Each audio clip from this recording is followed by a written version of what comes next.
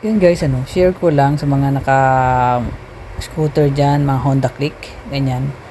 Kung paano magpalit ng or kung tuwing kailan papalitan yung coolant. So, yan yung radiator. Ang advice po sa manual is nasa 2 years, ganyan, kailangan magpalit ka na. Pero yung expiration kasi ng coolant sa Honda is 3 years.